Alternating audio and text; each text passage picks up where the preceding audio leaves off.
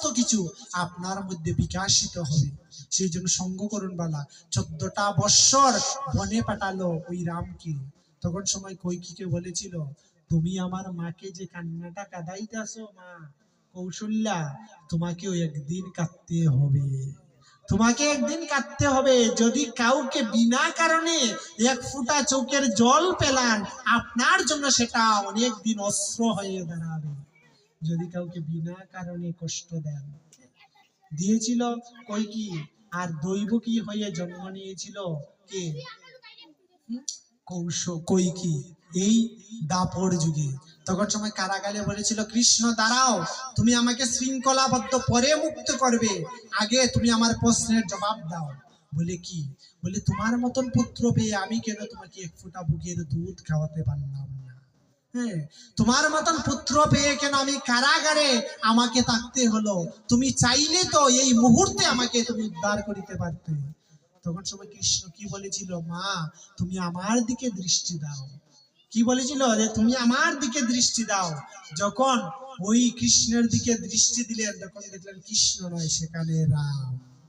বলছে, মা তোমার কি মনে আছে তুমি 14টা বৎসর বিনা কারণে মা কৌশল্যাকে কাঁদিয়েছিলে?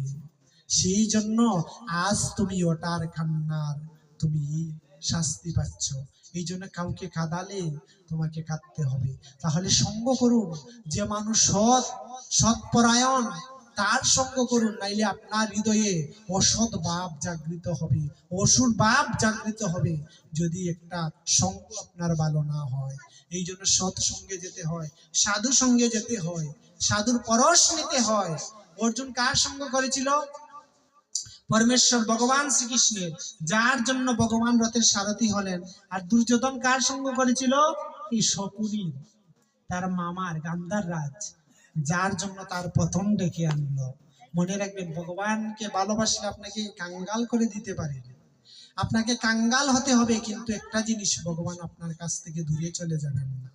আপনাকে কাঙ্গাল করতে পারেন গোবিন্দ, কিন্তু আপনার কাছ থেকে ভগবান কখনো দূরে সরে যাবেন না। আপনার কাছে ভগবান থাকবেন যদি আপনি কাঙ্গাল ছাড়তে পারেন। 12টা বৎসর অজ্ঞাতবাস ছিল অর্জুনেরা, সারাটা জীবন বনে জঙ্গলে ঘুরে বেড়ালো, শুধু কৃষ্ণকে ভালোবাসে বলে। সত বলে কুন্তি দেবী বলছে, পুত্রগণ তোমাদের কাছে আমার একটা নিবেদন। বলে কি মা? কৃষ্ণর চরণ তোমরা কখনো ছাড়ো না। বলে কেন?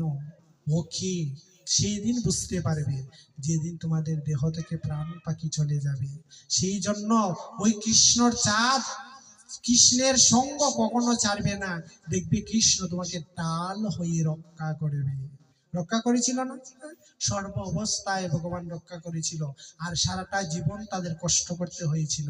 ভগবানকে ভালোবাসলে এটাই, আপনাকে কাঙ্গাল সাজতে হবে, ভিখারি সাজতে হবে। ভিখারি না সাজলে ভগবান আপনার কাছে ধরা দেবে না। আমিত্বয়, আমার পুত্র, আমার পরিবার, এইগুলা নিয়ে যদি মত্ত থাকো, ভগবানকে কোনোদিনও লাভ করতে পারবেন না।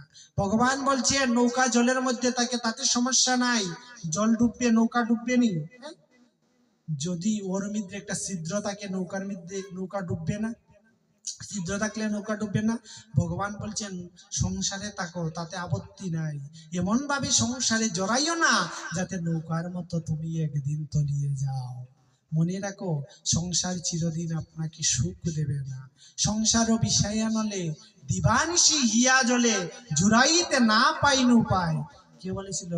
সনাতন রূপ গোস্বামীর বাণী। শ্রী রূপ গোস্বামীর বাণী। যে সংসার, তারা রাজা রাজত্ব ছেড়ে গিয়েছিল বৃন্দাবনে। এটা কি রাজা? প্রধানমন্ত্রী কি? তার চেয়ে দ্বিগুণ প্রধানমন্ত্রী ছিলেন রূপ গোস্বামী, সনাতন গোস্বামী। বাবার সম্পত্তি ছেড়ে দিয়ে কৃষ্ণ নামে ছুটে গিয়েছিলেন। কিসের জন্য? যে কলির জীব, যে ওই নাম ছাড়া আমাদের কোনো গতি নাই, আমাদের কোনো পন্থা নাই। এটা অনুসরণ করুন। একবার ভাবুন যে রাত্রে ঘুমালে সকাল নাও হতে পারে, যে আপনি ঘুমাবেন রাত্রে, আপনার জীবনে কাল সকাল নাও হতে পারে। তাহলে যাই করুন, গোবিন্দকে বলুন, প্রভু গো, তোমার চরণ থেকে আমাকে বঞ্চিত করো না। যাই অপরাধ করি না কেন, যাই কর্ম করি না কেন, তোমার কৃপা থেকে, তোমার চরণ থেকে তুমি আমাকে বঞ্চিত করো না, দয়াময়। জগতে যদি গোবিন্দ আপনার প্রতি বিমুখ হয়ে যান, ভগবান থেকে যদি আমি বিমুখ হয়ে যাই, কেউ আপনাকে